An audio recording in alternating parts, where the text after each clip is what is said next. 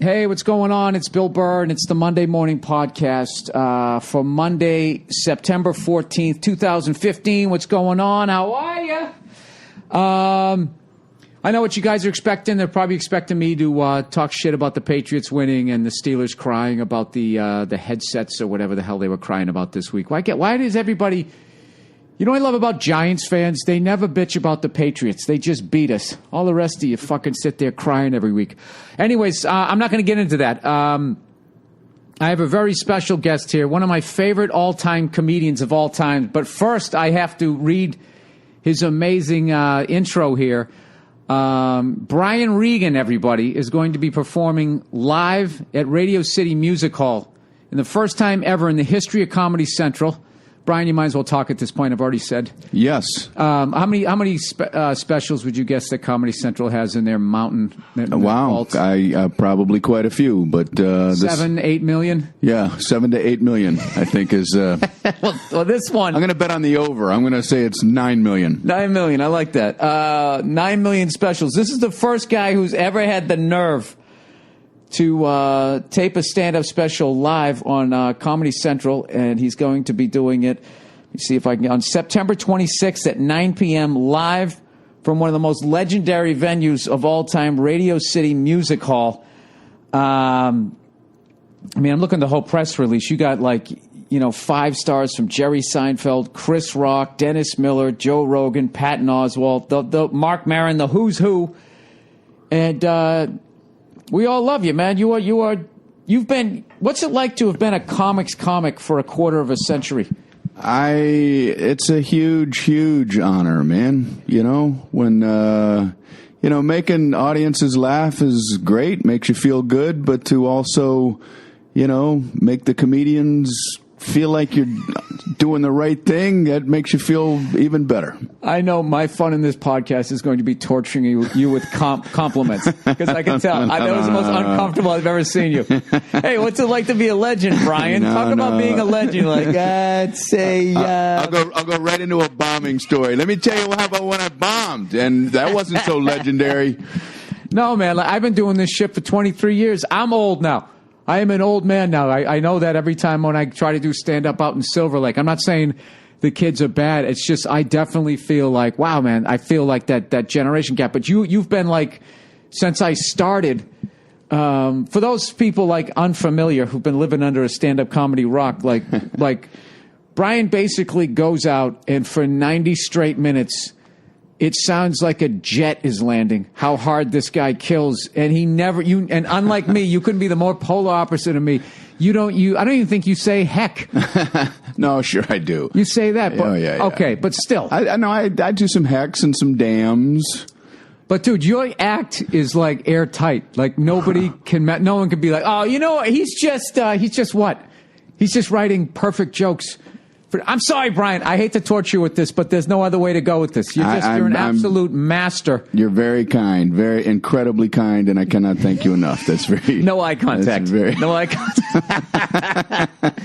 Yeah, and I remember... I'm going to keep going here. I remember when I first started headlining in the late 90s, the legend back then was when you booked Brian Regan, you would do 2 shows in one night, and you would do 2 completely hour-plus totally clean, absolutely destroying sets. You had the A set and the B set, and you had there was always this urban myth. He's got 2 notebooks. They're both filled up. One's the first show and one's the second show. The guy's got 2 hours and 40 minutes of A-level material. I called it the Idiot and the Oddity. Oh, those were the two shows. They were 2 different 1-hour shows, and I would go to a comedy club for a month. And I would alternate them. And the idea was if somebody came out and they liked what they saw, they go, wow, he's got another one. Maybe we'll come back and see the other show as well. So now, did that come about? Because back then, when you were coming up, you had to be anointed to do a special. And nowadays, you just need somebody with the camera, and you can put it up however you wanted. Back in the day, HBO had to say, you know what, you're one of the 6 people that we're picking this year, or... I didn't even think Comedy Central was really making too many specials back then. So I was just wondering, did you you wrote a special at that point? did you just say to hell with it, I'll just keep writing? Like, how did you end up with that much material at one time? Actually, well, just because I'm always trying to write stuff, but it came about because, do you remember when people were starting to do the one-man shows? Oh, yeah. Like Rob Becker defending the caveman, they would take stand-up and then kind of make it into a little story with a beginning, middle, and an end. And take out a few laughs. You sit down behind a desk. Yeah, I mean, Rob Becker's is great, but there were a lot that were just, seemed like kind of repackaged stand-up, and people were telling me, well, you should do a one-man show. You should do a one-man show. And I'm like, I like stand-up. I like the way stand-up works. I don't want to,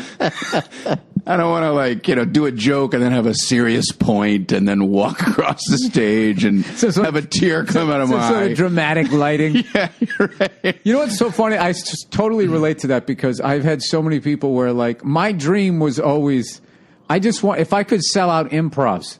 That was the dream. If I could just go to me, when I was starting out, when somebody said, "Oh, I have a gig in Houston this week," or "I'm in Minneapolis this week," like, to me, there was nothing cooler than that. Like, this guy gets to get on a plane and fly, and people know who he is, and he gets to go in there. And back then you get to wear the sport coat, right? And you get to go out and be a comedian. I just thought that was the coolest thing ever. And I don't know how you feel about this, but whenever.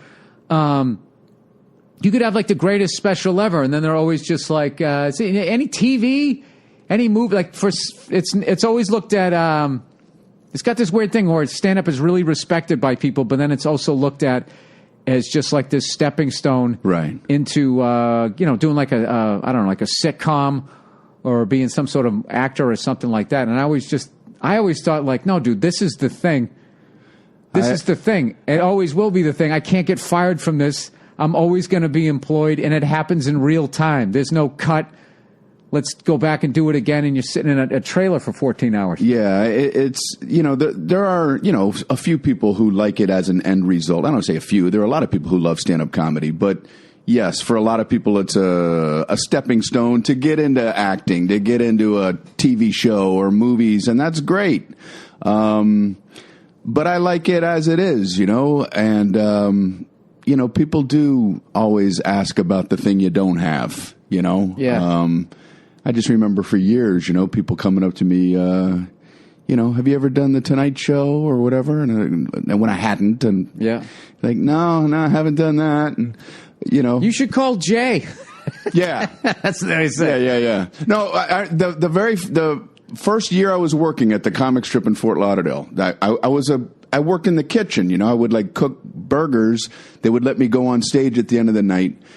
And a guy came up to me after a show and said, Rodney Dangerfield is playing down the road at the Sunrise Musical Theater. He goes, why don't you go down there and open for him instead of this?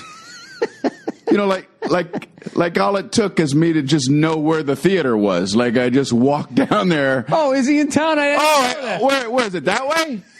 So I just go down there and I open for him in a theater? You just show with your apron, your greasy apron. I'm such a moron. I'm working in a kitchen here in a comedy club. I could go right down the road and open for Rodney Dangerfield. Thanks for the suggestion. But you know what's funny? In a way, that mentality is how I got into this business. Was because I wanted to be a comedian. I didn't dare say it out loud, but I didn't think it was possible. Because like when I was thinking about doing it, which is like the late 80s, started in the early 90s, but the late 80s I first started thinking about it. But there wasn't any YouTube, there was none of that crap. So to me, I was living in Massachusetts. Show business was 3,000 miles away. Like it just seemed impossible. And then I was working in a warehouse with this guy, and he was just going like, dude, one of these nights, and he like staying up like Brad. He goes, one of these nights I'm going to take a shot at Jack Daniels, and I'm just going to go down to an open mic down the street, and and just go up on stage. And all of a sudden I was just like, oh. Wow. You can just do that? I thought I had to get my teeth capped and moved out to LA and get a fake tan. Like I had no idea how to, so I always have like a panic attack when I think about that. I go, thank God I worked with that guy. And thank God that he said that and he took it out of seeming like, it was like the Milky Way away. He like made it like, yeah, just go right down the street. You just Did that guy ever do it? I don't know because we worked together for such a short period of time. I have no idea. That's the only reason why I don't like telling that story, because then people are like, did that guy end up doing it? Oh, whatever happened to him? He's probably like some zillionaire banker. I'm sure, sitting by a pool, loving his wife and kids and his dog, just totally happy. But it's just immediate. He didn't do what you did in life, so he must not be happy. When I first decided I wanted to be a stand-up, the only comedy clubs were in Los Angeles and New York. I was in college in Tiffin, Ohio, and I knew I wanted to do stand-up. This was before... What year? What year was this? 1980. This is going way back, man. Right. And so I knew I wanted to do it, but comedy had not yet, exploded. It was only in those two cities. So I was gearing up to having to move to New York City. I'm like, I didn't know what was going on. So what I thought I had to do in 92, you actually had to do in 80. That's what, yes. And then I went back down to South Florida, which is where I grew up, and I opened up the Miami Herald, and there's an ad in the Miami Herald for grand opening for the Comic Strip Comedy Club in Fort Lauderdale. It says, sister club of the famous comedy club in New York City, open mic night, Monday night. And I'm like, damn, like it could not have been more beautifully perfect. Like, I don't have to move. Right. I don't have to move to New York City. I can just fill up the car with gas and go up to Fort Lauderdale and try it. And so it became so much more attainable when I saw that ad, and that's where I started. That's amazing. I had a very similar thing. I made a New Year's resolution in 1992 that at some point in the calendar year of 1992, I was going to do an open mic. That's how shut down and shy I was. I was so nervous about it. And the second I said that, within 2 weeks in the school paper, the Emersonian, I went to Emerson College, it said, Nick's Comedy Stop had a contest. It was an ad, find Boston's funniest college student. Wow. And the whole thing was just to pack the club with a bunch of drunk kids buying drinks, watching their friends bomb. So I immediately, I bought the paper, not even been free, I think. I can't even remember. It was a school paper. I think it was free. And then I brought it home, and I just immediately called the phone number before I chickened out. And I was just like, I want to do an open mic. And I remember so many kids from Emerson signed up that they actually gave us 2 nights. So I was supposed to go on at the end of the last Monday in February. And then they called up. They said they had overflow. Would you want to do the first Monday in March? And I was like, okay, just to put it off. And then I hung up, and I felt like I pussied out. And but very a similar thing. So yeah, I mean, it's weird how things will leap out at you. I mean, that, all the ads in the world, for fast food places and hotels, and that ad for that comedy club, jumped off the page to me. It was like, holy shit, man. It was just perfect. And then I went there. So it's 1980. So you went down there. So tell me about your first, when you went on stage. Well, actually, they wanted you to get there early to draw numbers. So I had to make the hour drive. I was still living with my parents in Miami. I make the hour drive up there, and I get there, I don't know, 6 and 5. Did they know you were going to try it? Your parents? I don't know if I may have told my parents, but I didn't tell anybody. Me too. I didn't tell anybody. I don't tell nobody nothing. You know what I mean? That was like a mob hit. Yeah. It's like, I want to go up there, and if I bomb, nobody's going to know about this till the day I die. Brian, you seem so quiet. What's wrong? Well, no, I just nothing, What are you doing this year? I'm just getting a little dressed up and leaving the house. So I go up there.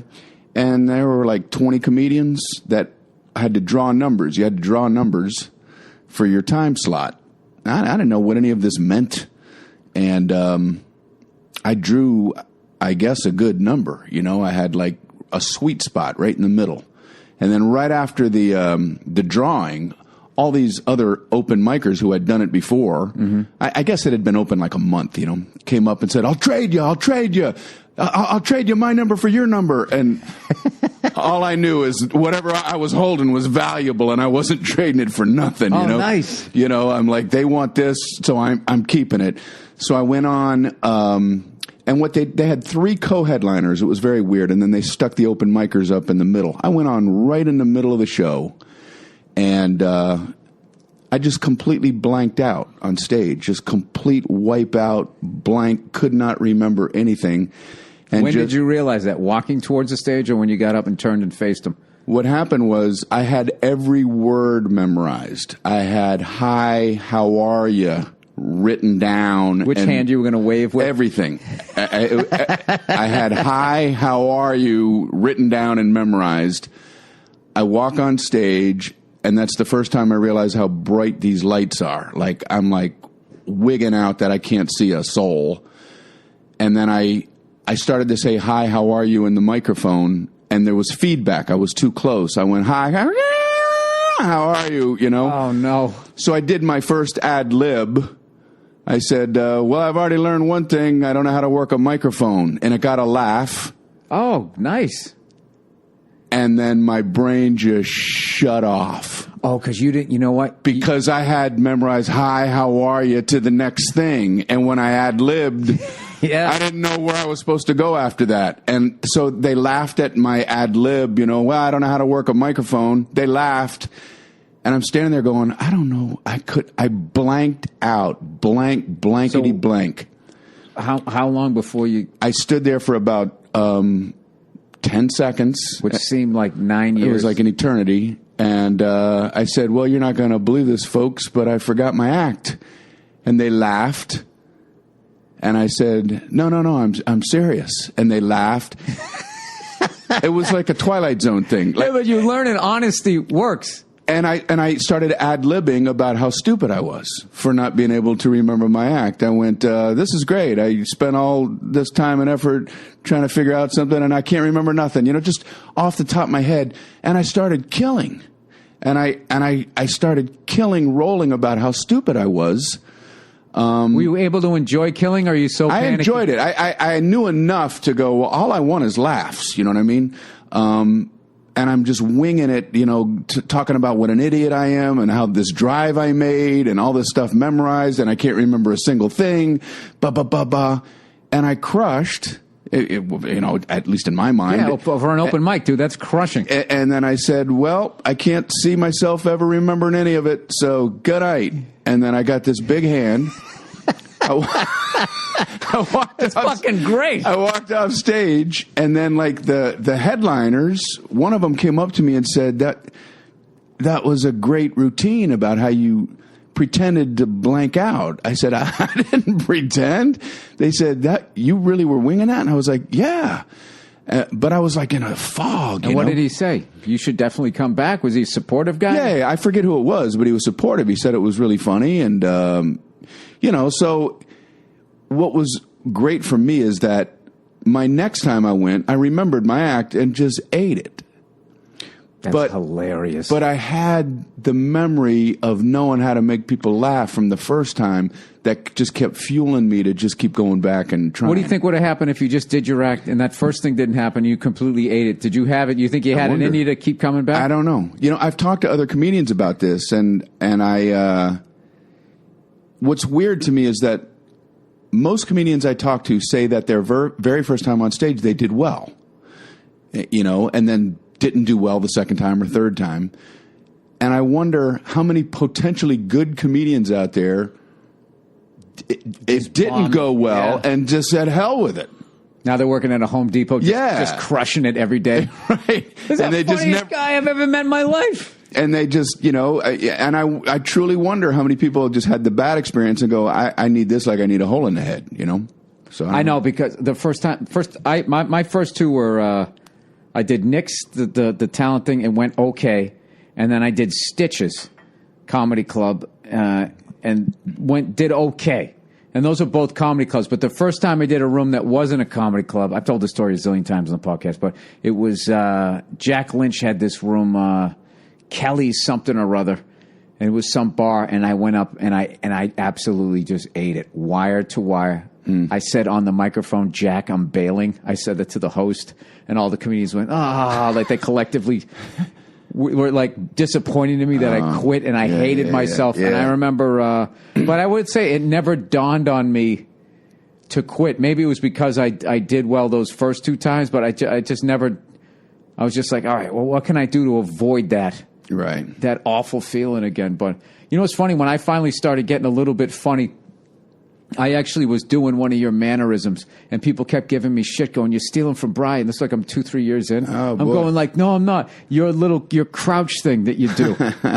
I was so influenced by you because I had seen you. Like, first of all, everybody was freaking out when you were coming to play Nick's Comedy Stop, and everyone was going, "Dude, Brian Regan's coming. You ever heard of Brian Regan?" And I was like, yeah, I'd seen you a couple times on TV. It's like, you got to see this guy. And it's like every comic in Boston was going, you got to see this guy. And I was like, I'm doing a Dick Doherty's room. It's like, I don't give a fuck. Finish your set and drive in here. And I came in and I caught your second set. I still remember you wearing this red button-down shirt. You went on stage and you were killing so hard, like, people wiping tears away, like falling into the aisles and stuff. And it was just so, like, you were probably the first big comic, like traveling comic. You came in, you followed all the Boston heavy hitters, because you know how they used to love sticking, some legendary headliner with all the local references in the feature act to try and bury you. And then you went up totally clean. And it was a combination of watching you murdering and then seeing all the comics that I respected, like, turning into, like, audience members. And they were doing that laugh, like loving stand-up and then being like, fuck, why didn't I think of that? And that's when you were doing, like, the prescription lens windshield thing and all that. It was an amazing thing. And I appreciate it, man. And I was so influenced by that I started doing, I acted out. I was doing like a little bit of, when I would go into a punchline, I would, like, drop down a little bit. And it took me, I did that for about maybe 8 months to a year. I was doing that. And it took me about 7 years to get that stink off of me. People go, nah, he's stealing from Regan. He's stealing from Regan. And I was just like, dude, I was like, I was 2 years in. I didn't know what I was doing.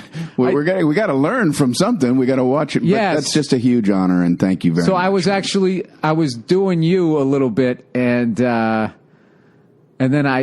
fortunately I had guys like, Voss and Norton and Patrice and all of them. They teased me out of it. We used to all sit there and trash each other, going, you know who you're doing and who you're doing. And I used to tell Patrice he was doing a little bit of Fred Sanford when he was going like, yeah, kind of do like that thing with his face.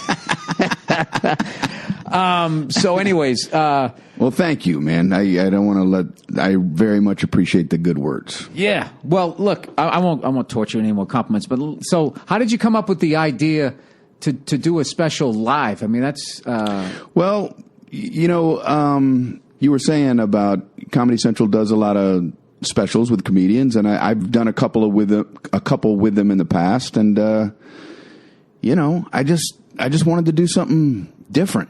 You know what I love about it is, the thing I hate the most about doing a special is afterwards when you have to watch the footage and edit and look at yourself and listen to yourself. I've always, for the most part, throughout all the specials I've done, the few that I've done, is whatever show felt better, I just go, just take that show and whittle that down to whatever time they need, because I don't want to sit there and look at both shows. Then it's twice. I don't want to fucking deal with any. I hate it. I absolutely hate it. And I avoided it the way I do, like a term paper. So back in the day. So I was thinking about how you're not going to have to do that. You're just going to go out. You're going to do it. Yeah. And it's done. And then another thing too is, like, the only time comics do a special where they only have one show is if they don't have any budget. You clearly, at this point, you can afford to tape 2, 4, 6 shows if you wanted to. You're going to do it all in one. What is the game plan you got going into that, as far as, like, is there any, like, mindset that you're going into before that? Like, all right, Brian, just go out there, have a good time, and if something shits the bed, dress it and keep plowing forward. I mean, what are you going to do? It's weird. Like, I don't want to overthink it. You know what I mean? Like, on the one hand, I just, I want it to be a show just like any other show. There just happens to be some cameras in there and some people out there in TV world watching it, But at the same time, I want to have a couple of things going on.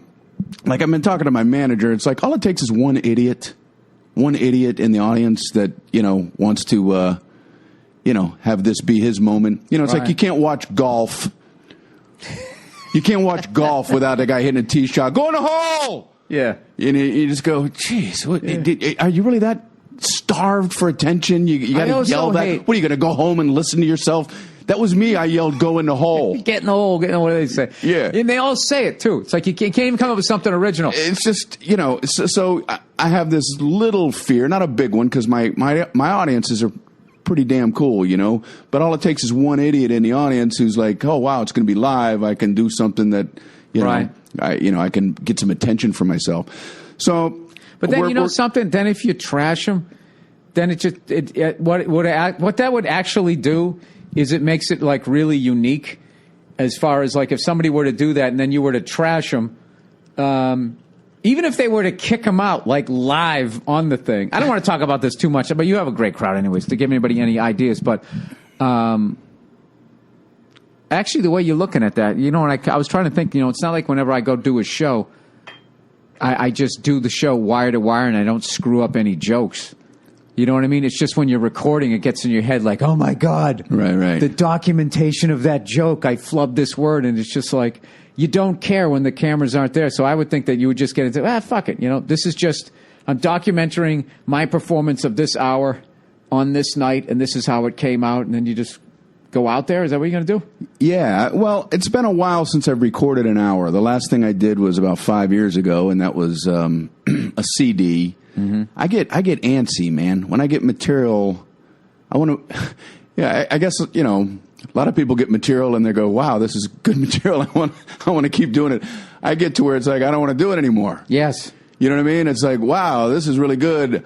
I'm sick of it. You know what I mean? Yeah. So I like to record it so it's there. It exists. But now I can move on. Exactly. So that's one thing I'm really looking forward to is. This is material that I've been, kicking around for the last 4 or 5 years, and I look forward to just nailing it down and then being done with it. The week after that, it's probably going to be more fun for me, like just starting to play around and get back into some different stuff. But I'm really looking forward to it. But as far as do you have jokes in your act right now that you hate, and you're actually thinking like, oh my God, not that you hate, but you're just so sick of telling them that you're like, I can't wait to record this, so I can just be done with this joke. I start bumping up to that, and I try to resist it and fight it, and then like as soon as I start feeling that way, I try not to do that bit for a month or two, so that when I redo it, it feels fresh. And this is a challenge because I'm coming up on this special, and I need to have it in my bones to a degree, but not so into my bones where it's like you're a machine up there. You know what I mean? You don't want to suck the funny out of it, So it's a tightrope. I always know which ones subconsciously. I don't even realize how much I hate certain jokes by the end of them.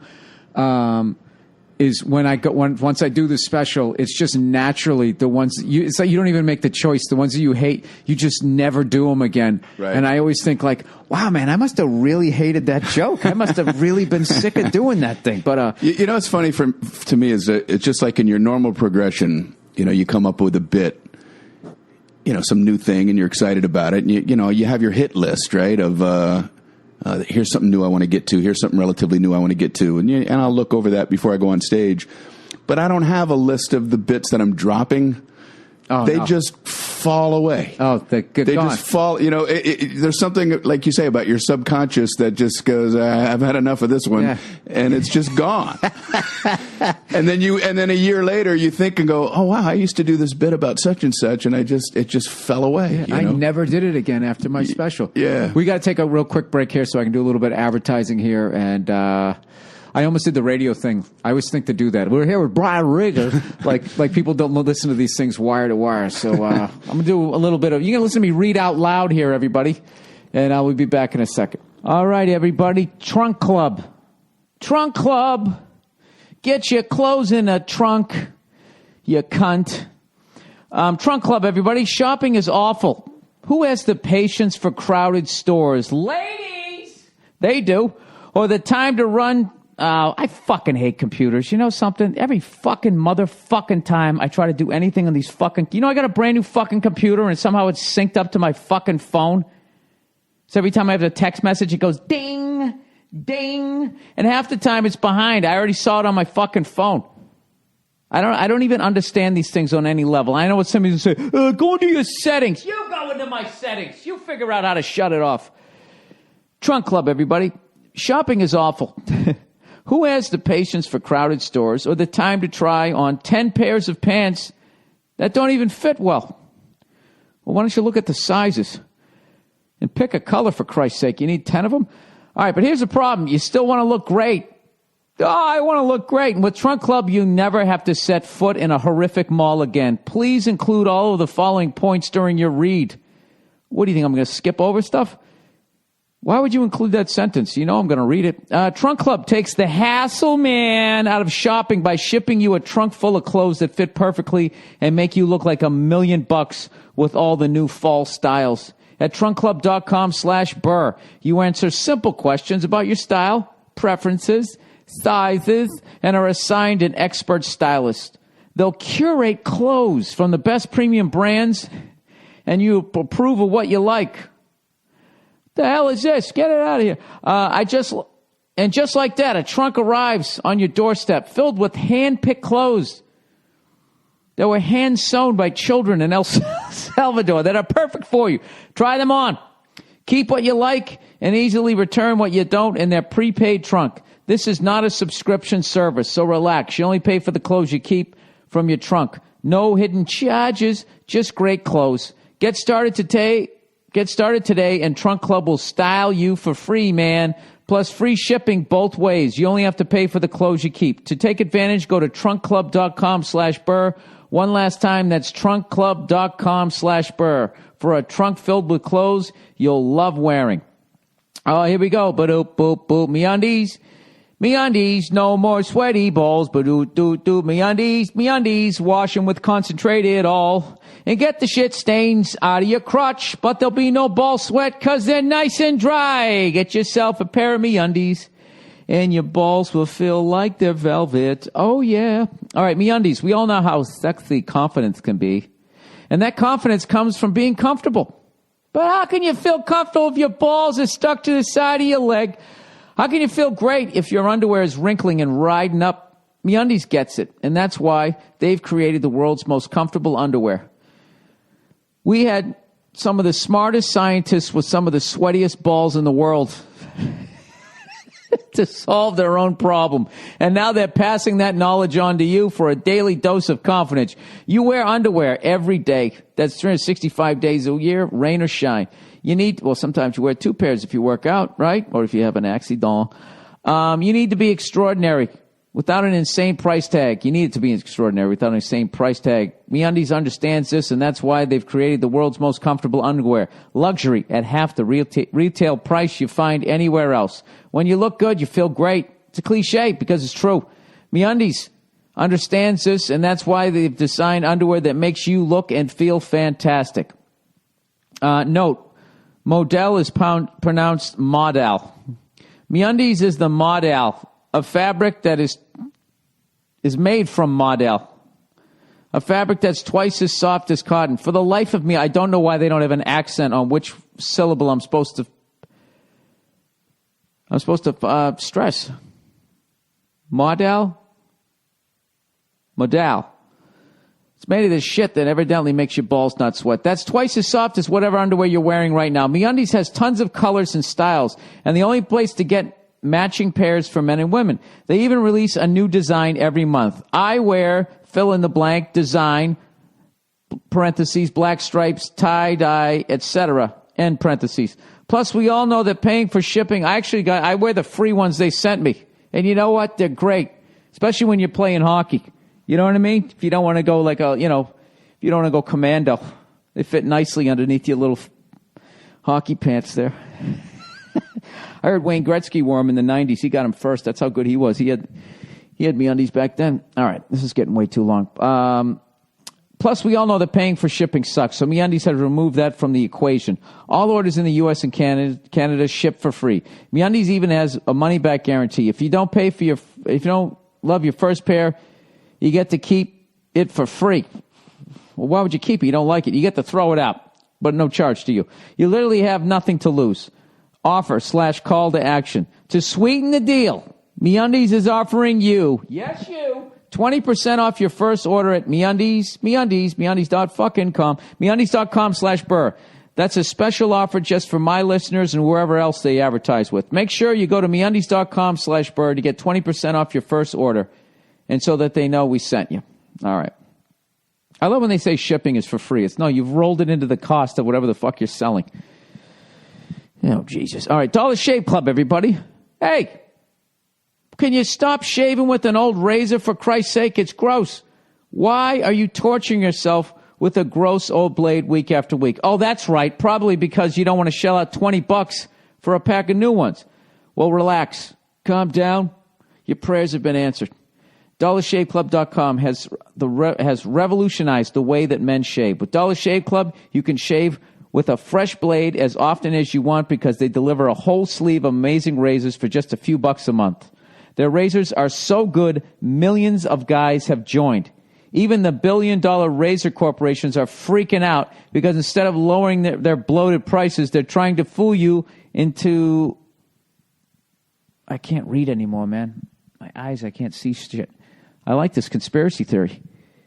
Even the billion-dollar razor corporations are freaking out, but instead of lowering their bloated prices, they're trying to fool you into milking the same blade for an entire month, and that's gross. They've price gouged us for long enough. Goddamn right they have. Never go back to squeezing weeks and weeks of shaves out of a disgusting rusty blade. Join Dollar Shave Club and use a fresh blade whenever you want. It feels amazing, and it's a third of the price. Join the millions of others who figured out a smarter way to shave. Join DollarShaveClub.com right now by going to DollarShaveClub.com/Burr.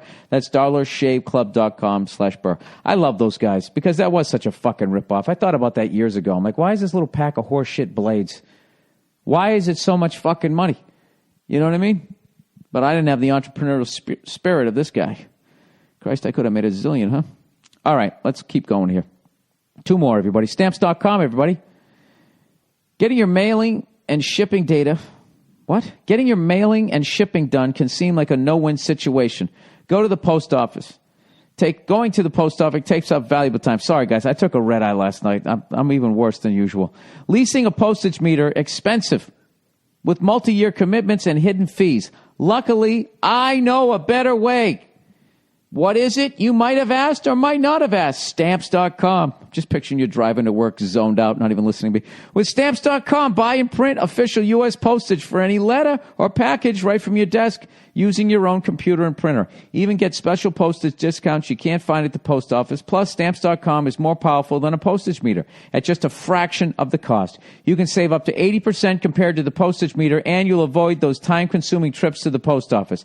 I use Stamps.com to send out all my posters whenever I'm going to whore myself out on the road. You know what I mean? Stand out there and have people with sweaty armpits who are taller than me rest that hot armpit right on my shoulder. Gross. Right now, use my last name, Burr, for special offer 4-week trial plus $110 bonus offer that includes a digital scale and up to $55 free postage. Do not wait. Go to Stamps.com before you do anything else. You click on the microphone at the top of the homepage and you type in Burr. That's all there is to it. That's Stamps.com/Burr. No, Stamps.com, enter Burr. Sorry. And finally, lastly but not leastly, LegalZoom, everybody. Hey, you shouldn't have to choose a random lawyer who charges expensive hourly rates when you need legal help, should you? But the legal system is so complicated. What other choice do you have when you need help with your business or want to protect your family? Well, you can start with LegalZoom. They make it easy. For more than a decade, they provided a way for regular people like you and me to confidently navigate the legal system. LegalZoom's not a law firm, and that's how they provide such a great value. That is the weirdest sentence. Yeah, you know, we'll help you with your legal stuff. We're not legal people, but yeah, that's why we're so cheap. Hey, I'll fix your car. I'm not a mechanic, but dude, I'll do it for $10. There's got to be an answer to this in the next paragraph. LegalZoom's not a law firm, and that's how they provide such great value. They don't rely on charging you by the hour. Instead, you'll get transparent pricing and customer reviews so you know exactly what you're getting up front. Well, that's a good thing. If you need help with incorporations, LLCs, trademarks, Oh, I get it. If you do this through a lawyer, they rip you off. They specifically do this. I get it. Sorry, LegalZoom. Last wills, living trusts, and more. LegalZoom's the smart choice. They got the right people on hand to answer your questions, and if you need legal advice, their network of independent attorneys can provide the straightforward guidance you need in most states. Don't let legal hurdles become an excuse. Go to LegalZoom.com today to start building your own future the right way. To save even more, enter Burr, B-U-R-R, in the referral box at checkout. That's LegalZoom.com, promo code Burr. And that's it. And now we're going to go back to Brian Regan. As you can tell probably at this point, he can't stand when I compliment him. So I'll do it here when he can't hear it. He's one of my favorite comics of all time, and he's just the best, and he's the best, nicest, most humblest fucking guy ever. Absolutely love this guy. Here's more Brian Regan. All right.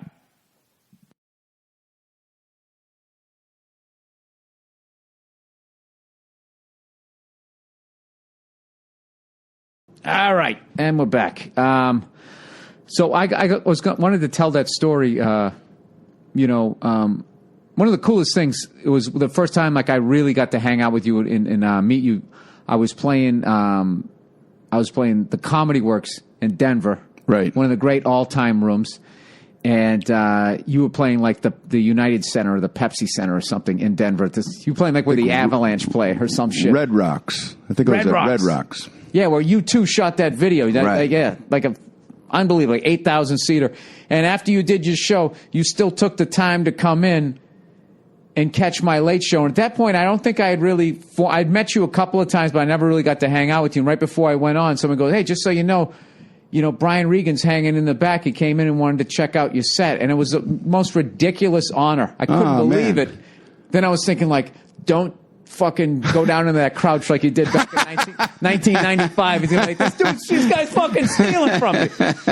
He's doing me with filthy words. You're up there going, you too. Hey, wait a second. No, I'd be like, you cunt. You cunt. My filthy ass. And then we ended up hanging out, and you were so complimentary and nice, and also something that I loved was you were like me. You were over 40 but hadn't quit drinking. I can't stand people that just can't fucking handle alcohol. I mean, right? I should talk right now. I'm going like I shut it down every once in a while for like 70, 75 days, and by the time this podcast comes out, I'll be on like day 71. So, well, it was funny in your set that night. You said that you weren't drinking. You said, I'm not drinking now or something like that. So I was thinking, oh man, we're not going to be able to have a couple cocktails after the show. And then we went out to the bar afterwards, and I said, I know you don't drink. And you were like, whoa, hold on. Yeah. Hold on, butchie boy. Yeah. No, I was just like, Regan's here. If he's having a drink, I got to have a drink with Regan. There's no fucking way I'm not doing this. But I just take times off because I find, like one of the things that I cherish about being a stand-up comedian is the free time that I have. To pursue whatever the fuck I want to do, either just sitting on the couch. Like right now, it's a Saturday when we're taping this, and I'm taping 3 college football games, which I probably won't watch until like Monday or Tuesday. And I just love that I can just have a Tuesday that if I want to get up at 9 and have an English muffin and then just watch 3 college football games in a row like I'm some assistant coach watching game film, like I got to break them down for somebody. I just love that I can do that. But the dark side of all of that free time is I can go out and get hammered whenever I want to. And if I don't watch it, I will start drinking again like I did when I graduated high school. I just remember like 10 days after I graduated high school, my mother just walked in, classic her, just really stoic and right to the point was, your father and I think you've done enough celebrating. Was all she said. And that was her way of saying, dude, you're a fucking lush and you're going to end up in the gutter. So celebrating. Yeah. Well, I mean, I was going out to like 2, 3, 4 o'clock in the morning. It was so funny because I was young. I would go out, I would be absolutely fucking hammered. And by 8:30 in the morning, I was at my warehouse job unloading trucks. And all I had to do was make it to 10 when the roach coach came and eat like one of those sausages. Right. And then it just sort of leveled me out and I was fine. And somehow I still had a flat stomach. It was fucking...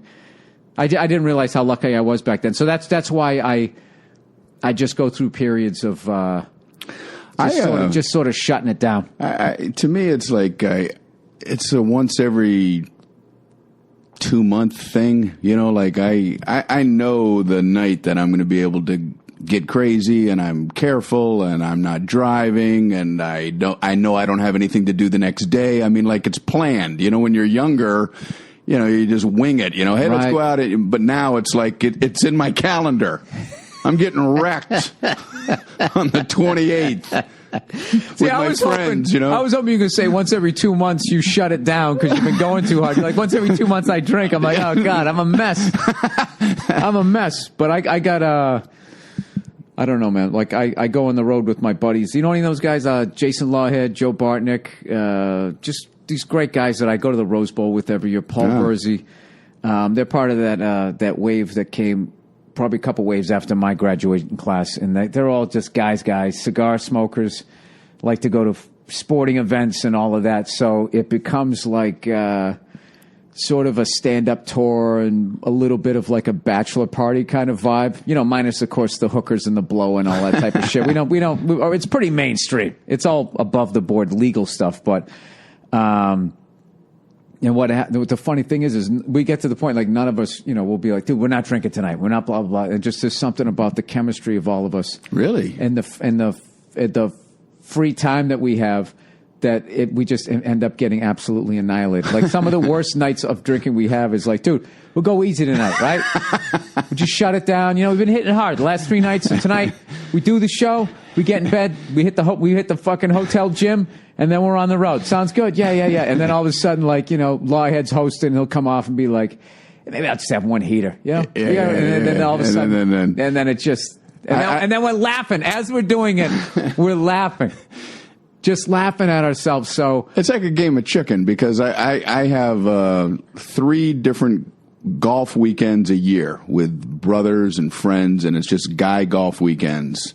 And I don't even golf, and that sounds awesome. Oh man, we golf during the day. We play Texas Hold'em at night, and you know, I've got this bus, you know, that we use for the golf weekends, and it's kind of cool. And sometimes we have a long... Kind of cool. That's fucking awesome. It's cool. We play golf. We get hammered. Texas Hold'em. We got a tour bus. It's kind of cool. I got a poker table that was made to fit in the bus, so we can play Texas Hold'em while we're rolling.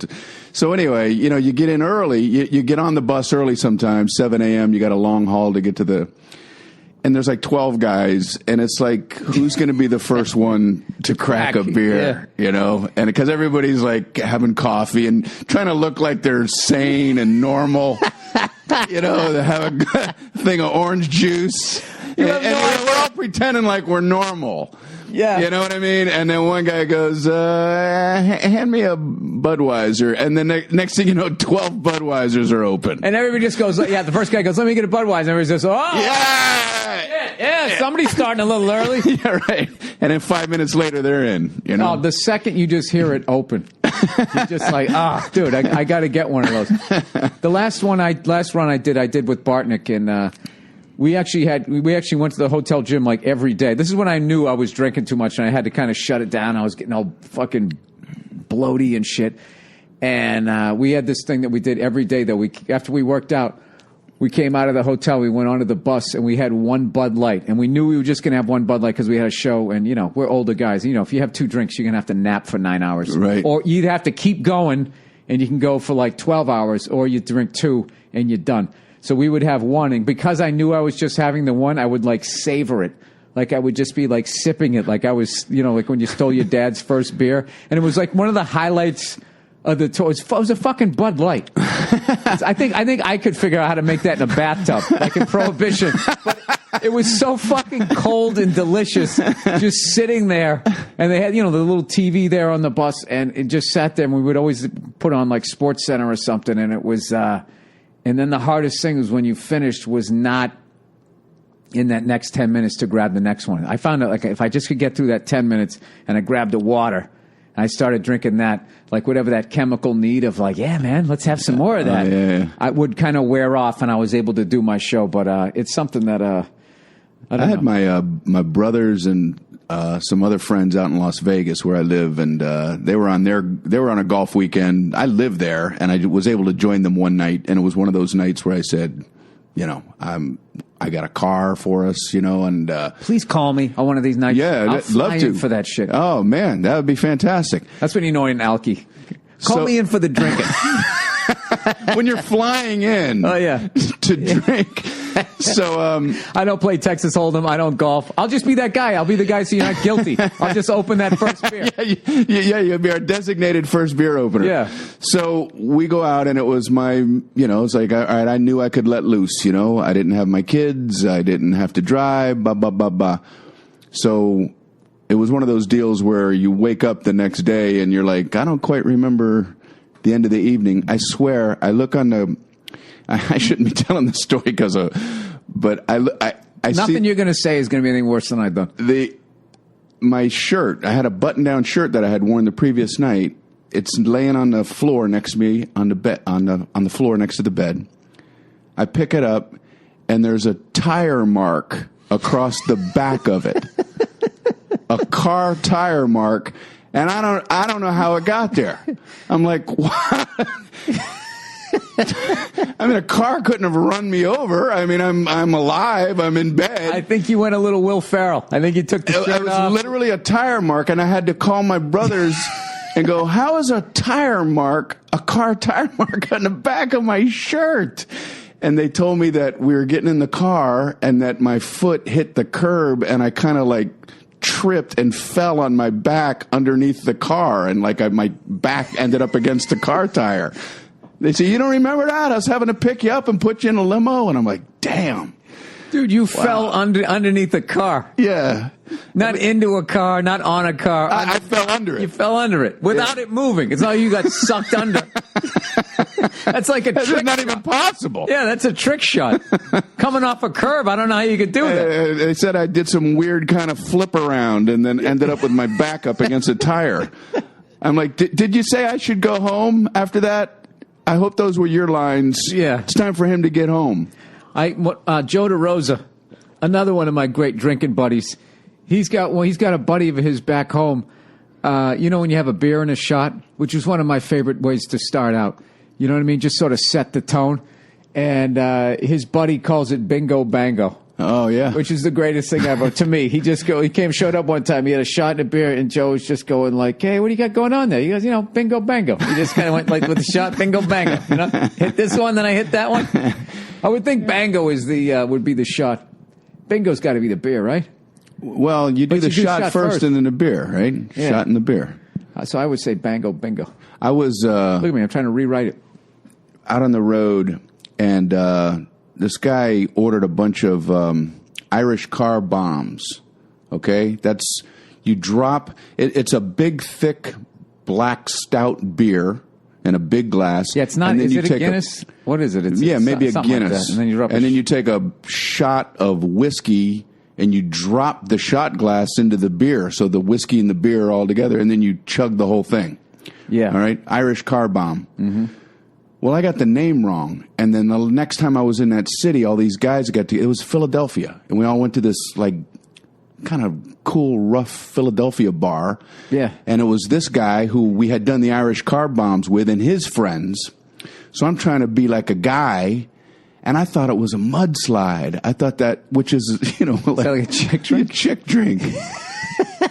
So I'm trying to fit in, and I went, who wants to do some mudslides? And my buddy, who was the one who did the Irish car bombs, looking at me like, what the hell are you doing? And I'm like, no. And then, now I don't want to back down. I'm like, oh, you guys don't want to do mudslides, huh? Like I keep pushing it.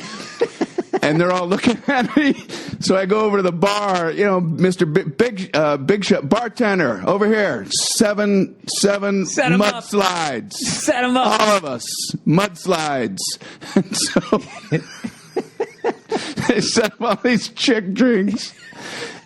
And then next thing I know, we're doing like these light cream shots. Oh, they all went with it? Yeah, well, because they knew I was a comedian, and they were like, well, this is something this guy likes, I guess. They didn't want to, like, undercut me. And then my friend finally took me aside and go, what the hell are you doing here, man? And I went, this is what we did last time. He goes, those were Irish car bombs, man. Dude, that's like a reoccurring thing with you. It's like, you're one of the smartest guys I know, but you're always saying I'm a moron and all that type of thing. You just always seem like to have these socially awkward... Do you know what? DeRosa did that. When he was in Boston hanging out with me, we did the shows over at the Wilbur. And afterwards, all my fucking knucklehead friends from high school, all my great friends, we were all drinking. And one of my buddies was really talking to DeRosa. Like, they just sort of hit it off. Right. And then, he walked over me once point. He goes, dude, what's up with your boy? I go, what do you, what's the matter? He goes, I just asked, what do you want for a drink? He wanted a White Russian. And he goes, dude, I'm all set with that guy. So I'm laughing, thinking he's just breaking his balls. So later on in the night, after we go to leave, and I'm laughing, I go, Jeroz, you know what's hilarious? When you ordered that White Russian, my buddy was breaking your balls to me, saying, he goes, dude, I'm done with that guy. And then Joe just goes, is that why he stopped talking to me? He wouldn't talk to me for the rest of the fucking night. He was dead serious, which killed me because that's such like a Boston thing where like that's that alone. I imagine Philly's the same way. If you were to order like the wrong, like someone's just, I like this guy, this guy's cool, and then all of a sudden you order something that's just a little too fucking soft. Yeah. Over. Right. You're dead to me. Mudslides. I should get together with him. We'll do some mudslides and some White Russians, man. White Russian chasers. All right. Bingo bango. Bongo bingo. Little sugar savory, sugar salt or something. Mm-hmm. All right. Let me make sure that I promote this thing. I'm sure this went by and yep, I knew it. 44 minutes already. Before I get out of here, I do want to bring this up. We have to talk about the time when we decided, for some reason, I'm going to say it was my idea, that we were going to do a show together. You know, and this is, of course, was I was like, not only is this guy the funniest dude ever, he also likes to drink. I have to do a weekend with this guy. But I knew that you were playing like these giant places. I think I was doing clubs or whatever. And so I was like, I'll open for you. I don't give a shit. And then you were like, hey, why don't we just do a club? You know, the whole excuse was for us to drink. So like, why don't we'll just do a club? We picked Cobb's Comedy Club in San Francisco. And it was just like, you know, for charity. And you so we figure we won't even make any money. It'll just be an excuse for you and I to hang. To get together and drink. And I was going on first. You were going on second. And that's how I found out about the St. Jude's charity, which I still donate money to.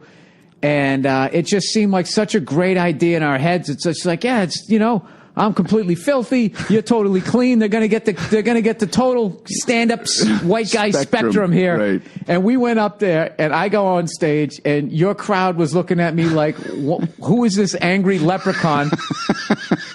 And I would say on a scale of 1 to 10, I'd give my set was about a 4.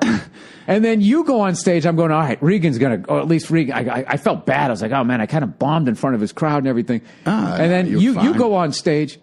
I remember my sister was there. You were killing her. And then all my moron fans are sitting there looking at you like, he's been on stage for 8 minutes. He hasn't said fuck yet. Yeah, I didn't feel like I killed either. I mean, I felt like you say, I did fine, but I think we both did fine. I don't like to do fine. You know what I mean? Fine is not what we want.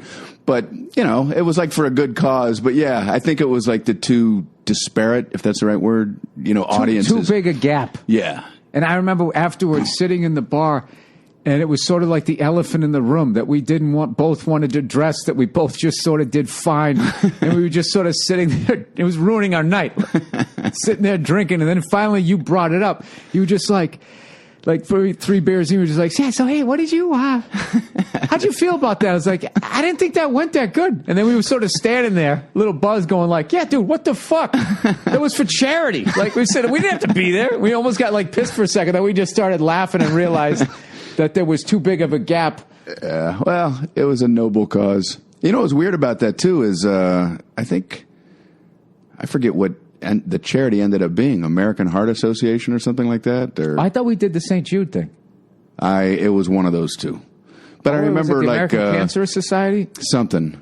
But you know, my manager's office contacted them that we were going to just donate all the money, and like they don't say yes right away, which is weird to me. They're like, well, who are these guys? And I'm that's like, right. You know, and they want to know a little bit about us. It's like, wait a second, we're giving money. We're not asking you for money. Yeah.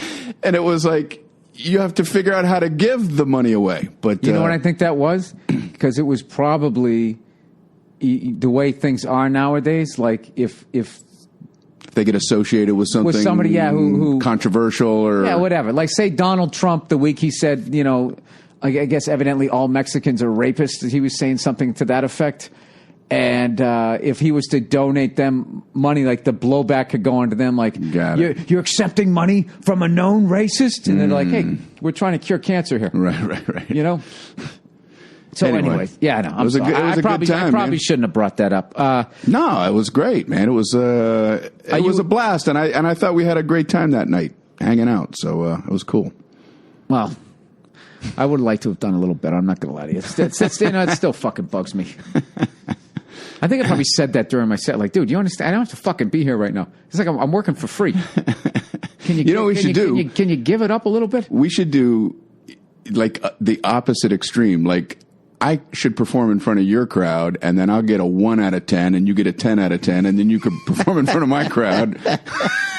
And have maybe we need somebody to feature to kind of sort of bridge the two worlds.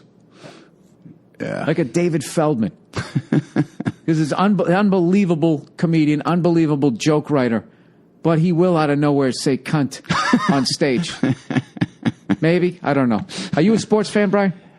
I like sports, but I'm always reluctant to say I'm a sports fan because then I immediately get hit with the question I can't answer. I grew up in Miami. I'm a Dolphins fan. I like football, and I like golf. You know what's the great thing about you coming out of Florida? Florida has a bad reputation for comedians. Like, they try to say that a bunch of hacks come out of there, and then you're always the go-to guy. They're like, fuck you. They're like, Brian Regan. They'd always name 3. I forget who the other 2 are, but every city, I think, kind of just has 3 good ones. Every state at this point. I mean, there's only like the top 100, right? Comedians. You got 50 states. You got two. You got two from each state. Yeah. Who are the 2 from Rhode Island? That's funny. Everybody's got that. Oh, I was trying to steer the conversation towards sports because I've been defending my New England Patriots as they've literally become like the fucking Antichrist. The Antichrist, however you're supposed to say it, and just now at this point, like after the 9 millionth thing that we've been accused of course, just accused. Nothing has ever been proven other than that we cheated for one game in 2007 where we filmed the Jets. And then a bunch of people were like, well, then your Super Bowl championship shouldn't count. It's like, yeah, they should, because it wasn't against the rules for us to be doing what everybody else was fucking doing. We just ignored them, and we cheated against the Jets, and we got ratted out by fucking Mangini. Other than that, it's just been a bunch of fucking hearsay. And I was just hoping you would either 100% agree with me or 100% disagree with me, and we get into an epic argument about it. What? You're into golf? Do you watch tennis at all? Did you see Serena lost? I saw that she lost, yeah. That was devastating to me. That's why I hate watching tennis and golf. Those are the 2 most brutal. It's all on you. It's like doing stand up on a late night talk show. If you go out and fucking bomb, it's like you're out there with somebody else. It's just 100% you. Right. Trying to keep your emotions in check. Like the first time I actually sat and I watched a golf tournament wire to wire, I watched the Masters in, I think, 2007. It was when the wheels came off with Kenny Perry. Oh. And I was watching that whole thing, rooting for this guy, and he's never won it, and he's going to win his first major, blah, blah, blah. The guy was like 3 fucking holes away. The wheel, and I saw his kids go from tears of joy to devastation, like the guy died. And I later heard that when he lost, he didn't even talk to his family. I'm sure he said a couple of words. He just got in his car and just started driving. And I remember being, as a sports fan, so upset that I actually sat and watched that happen to a fellow human being. I felt horrible. I felt like I was looking at an execution. It's like you're watching an execution almost, you know. But, I mean, there are similarities between that and what we do, you know. It's like you have a horrible set somewhere, especially on TV, you know. But at least you can blame the crowd on some level. You can stand, not on TV, but in like at a comedy club. Fuck you, people. You can do something to try to do something to at least have some sort of. You're better at that than I am, man. Minor victory in it. They just have to sit there and as people are commentating, who would never have the will or the skill to do what they're doing, and just be sitting there going, oh, the wheels are just coming off right now. You can see he's just visibly upset. He's perspiring. And they're just sitting there just giving play-by-play. Nobody, like, when you bomb as a comic, as bad as it gets, there's nobody giving play-by-play doing that Mystery Science Theater thing as you're doing it. That's all I'm saying. So I like golf. I actually love tennis, but I like watching somebody. I was in France this year, and I went to the French Open finals, and I was so excited to see Djokovic win the French, and then he would have won on all surfaces, and he would have become part of this short list, and he won the first set. And after he won it, he looked over at his coach, and he fucking did like that Tiger Woods fist pump. And I was like, oh, man, this guy's dialed in. He's fucking dialed in. He lost the next 3 straight. Oh, man. And it was great to see that Wawrinka guy win his first one. But that's one thing that is so great about sports is if you do win a championship or you do win something, you have that eureka moment where you can jump up and down and celebrate and hug people. Most jobs don't have that line in the sand moment, where you can just go, yeah, you go to work 9 to 5 and you do what you're supposed to do. You don't have some moment where you're just jumping up and down on your desk, So I envy that. They should do that for people every Friday when it's like 4:59 and they're like, do that 1 minute left in the period like they used to do in the Boston Garden. Yeah, that would be good. The whole place, countdown. Yeah, from 10. 9, 8, 7, 6, and then, People got the goggles on, spraying champagne and all that shit. And then you go home for the weekend. Like, we did it. We had a good week at work.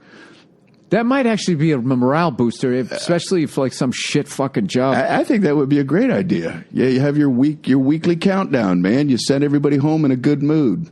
Absolutely. Well, dude, I gotta wrap this thing up. I gotta do some more advertising here, but it's been an absolute pleasure as a fan of the art of stand-up comedy to watch as much as your career as I've seen, and to actually, when you came down to the the Comedy Works, that is still and always will be one of the biggest highlights of my career, and I will definitely be there. What is the date of when you're shooting it here? I got September 26th, a Saturday, 9 o'clock on Eastern time, and I don't know what time it'll be on all the other time zones, but 9 o'clock Eastern on Comedy Central. Bill, you're the best, man. Live stand-up comedy special ever. First live special on Comedy Central. I think ever. HBO has done one. I think Seinfeld did a live special on HBO, but this is Comedy Central's first one. So it's incredible. Thank you. It's incredible. Hey, listen, man, I think you're great. I've always loved your comedy. I've always loved your perspective. I love cursing. I love your cursing. I love your drinking. Yes. No, man. And so I just wanted to return the compliment, man. That's why we wanted to come down to see you, because you're great. Well, I appreciate that. And next time you are boozing, I don't play Texas Hold'em or golf. I'll learn the Texas Hold'em. Golf, I can keep it on the course. Hit me up, dude. I'll fly in. I'll tell my wife I'm doing a corporate gig. I just won't show up with any money afterwards. All right, please tune in September 26th at 9 p.m. on Comedy Central Eastern Time to watch their first live stand-up comedy special with one of the greatest comedians of all time, Brian Regan. Thank you so much for coming on, Brian. Thank you, Bill. All right.